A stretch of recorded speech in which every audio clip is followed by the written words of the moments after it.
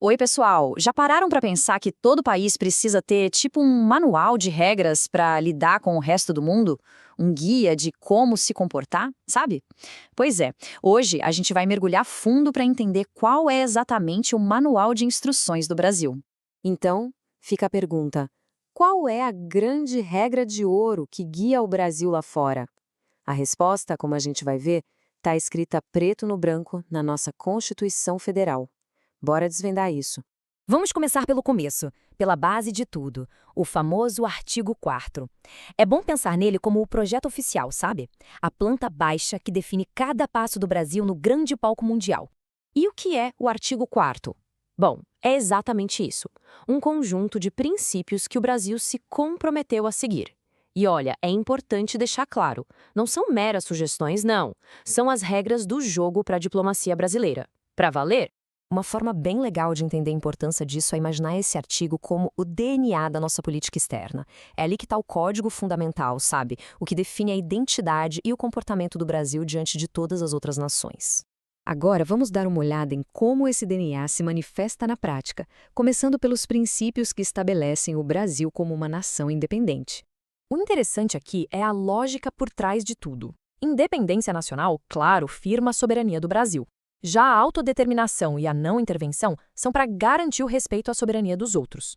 E a igualdade entre os estados amarra tudo, garantindo que esse respeito seja uma via de mão dupla, não importa o poder ou o tamanho da nação. É uma visão que ganha uma força tremenda quando a gente lembra do contexto de 1988, com o país recém-saído de um regime militar e reafirmando sua autonomia para o mundo inteiro. Então, resumindo, o ponto crucial é este. A fundação de toda a política externa brasileira é a ideia de que o Brasil é dono do seu nariz e reconhece que todos os outros países também são donos dos seus. Simples assim, mas extremamente poderoso. Mas, claro, ser soberano não é o fim da história. O artigo 4º também define o caráter da atuação brasileira. E esse caráter é, acima de qualquer coisa, um compromisso com a paz. E a profundidade desse compromisso fica bem clara aqui.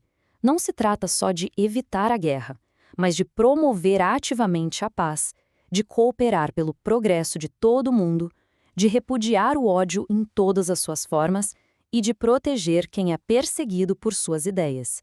É uma postura, digamos, proativa. De todos esses pontos, tem um que se destaca: a prevalência dos direitos humanos. O que isso quer dizer?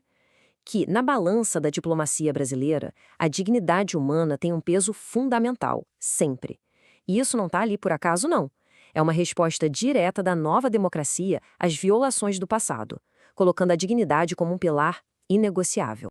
Agora, esse nosso manual de instruções tem uma cláusula bem especial, uma diretriz que olha com muita atenção para a nossa vizinhança. Este aqui é o único parágrafo do artigo todo, e a mensagem dele é bem direta. O Brasil tem o dever de buscar ativamente a integração com seus vizinhos da América Latina. Percebe? Não é uma sugestão, é um objetivo que está na Constituição.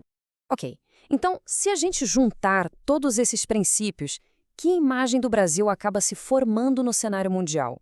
Vamos resumir essa postura. Essa tabela ajuda a gente a fixar as ideias.